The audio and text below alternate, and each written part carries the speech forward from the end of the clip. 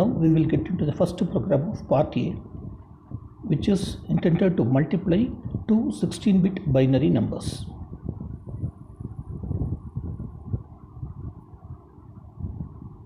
So the aim of this particular project or the program is to write an assembly level language program to multiply two 16-bit binary numbers, and we have to go for Keil Micro 4 software, ARM Cortex M3 software. And first we will see the algorithm. Of course, it's going to be a simple algorithm since we are going to have the mul instructions straight away. So there are general purpose registers are available, and we are going to initialize the program with what is actually the memory, where the code memory is available, where the data memory is available. The code memory should be made as a read only so that you should not be overwritten. The data memory can be written as a read-write memory so that the data can be read as well as written. And once the program is initialized with all this setup, then the next stage is we have to load the first number in the register R. Of course, there are R1 to R10 general purpose registers are there. For example, we can load the first number in the register R1. Similarly, you can load the second number into R2 so that you will be getting two inputs for getting the multiplication. And you have the straightaway command called mul so that which can get the multiplied output of these two numbers. And we have to store the result which will be available in R3, and once this is done, you can terminate the program.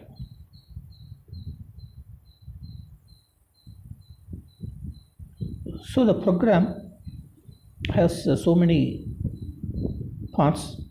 The first page of the program is actually for initialization, right? So there will be so many assembly directives where you are going to describe which type of instruction used. Already we have discussed about thumb2 or ARM instructions, and what is going to be the area, right? Whenever there is a reset button is pressed, where my system should start executing, right? So what is actually the vector map of your memory? So all these things need to be defined.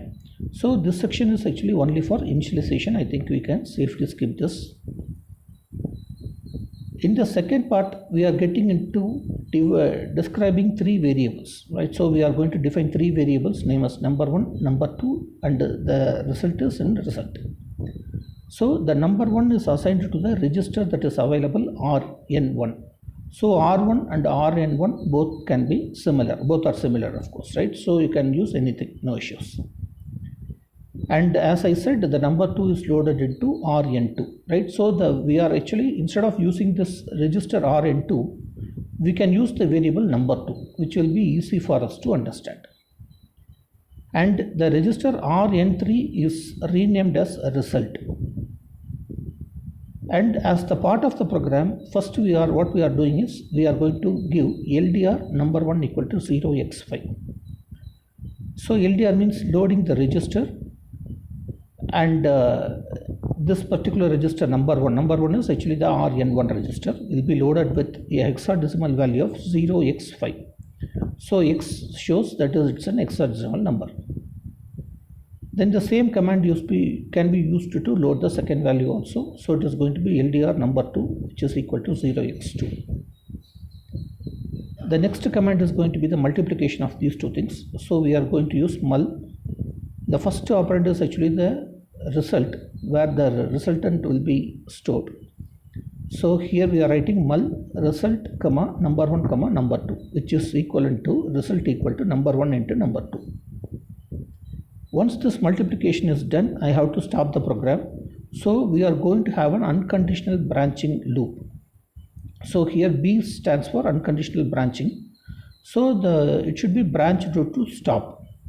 So the stop is actually the label which is available on the same line, so that the program will be repeatedly executing the same line without going further, so that it can be assumed as a temporary stop for this particular program. So this program can be useful for multiplying two numbers, and this is going to be the output in our case. So my RN1 initially will be 5, it's assigned with the 5. RN2 is initialized with the 2, and initially RN3 may be any value, maybe junk value or 0, whatever it is. But once the program is executed, maybe with that debugging facilities, the Rn3 will be changed into A, which is the resultant of this multiplication 5 into 2. So how the registers will be looking like after and before and after the execution. There are two diagrams are there. On the left hand side you can see all the registers are with the 0 conditions, and on the right hand side you can see the R1 register has the value of 5, R2 register has the value of 2, and R3 register has the value of A, which is the multiplier output of these two values, 5 into 2. So this is actually a simple program which can be useful for multiplication of two 16-bit binary numbers. The next experiment here is a second experiment of this party simulation is we are going to sum the first 10 integer numbers. Again, for these programs there are plenty of algorithms are available, so we don't bother about the optimization of algorithm. Why? Because our intention is to write some program, whether it's an optimized or unoptimized, it's not a matter, at least for our labs. So you can try your own algorithm, whether it can be efficient or it may not be efficient. However, you can attempt writing your own programs so that you can get accustomed with all the commands that are available. So the intention is to sum the first 10 numbers. That is actually the aim of the program. And of course we are going to use the Keil Micro 4 ARM Cortex M3 processor, and the processor name is LPC1768. And the algorithm here is I am going to initialize the program with all those memory mappings, which is actually common for almost all the programs. And then I am going to have three values or three variables, we can say. So here load the first number in the register R0, load the count number in the register R2, load register R1 with the 0 initially. So R1 can be used as a sum. Then there is going to be a number which will be incremented from 1, 2, 3, 4, so that the value will be incremented from 1 to 10. And all these values should be added together to a sum value. So for this purpose, we are going to have three registers, R0, R1 and R2. Then add the value of R0 and R1. So initially it is 0, which is actually the sum, and this will be added with the 1. And then the result of course will be stored in the R1 itself. Then the same will be repeated after incrementing my counter value.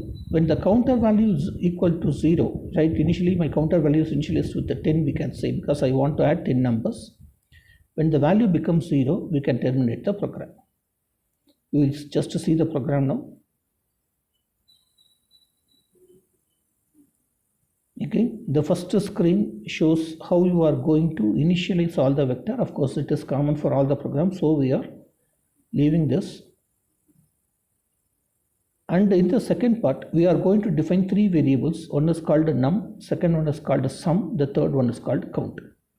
So the num is actually the number which is incremented from 1 to 10. Say for example 1, 2, 3, 4 up to that value. And our intention is to add all these values. So what we are going to do is every time when the num is incremented, I am going to add this value to the sum, right, cumulatively. And we have to check whether we have counted up to 10 values. So we also have a counter value. Once the counter value reaches the destination, say for example 0, because already we have initialized the counter value with 10, and every time I am adding the value I will be decrementing my counter, and when the counter value becomes 0, then that shows that I have added all the 10 numbers so that I can terminate my program. So we are going to initialize three variables, num, sum and count. Then we are going to initialize, that is the second part, num is initialized with 0, sum is also a cumulative sum which is again initialized with 0. And the third value is LDR count, where I am going to initialize 0xa. Suppose if you want to add 15 numbers, then instead of 0xa, I have to give 0xf. So this number specifies how many numbers I have to add together. Once this is done, I am going to add num equal to num plus 0x1. So what does it mean? The num will be incremented from 0, 1, 2, 3, 4, 5, 6 up to the destination, whatever it may be. Either it can be 10 in our case or any number whatever we define. And the next set is I am going to add sum equal to sum plus num. So every time the num value will be added with the sum. And once this is done, then the count value will be decremented because we have to stop the final count as 10, right? So whenever this addition is performed, I'll be decrementing the count, and the count value becomes 0. I have to stop the execution. So this BNE and B are useful to check whether my counter value has become 0. And if the counter value is not become 0, again I have to increment my num value so that my system will be going to loop. And once it reaches 0, it will come to stop, and there will be a self loop, of course, which will be available. The control system will be available only in the particular line indefinitely, so that the program can be terminated.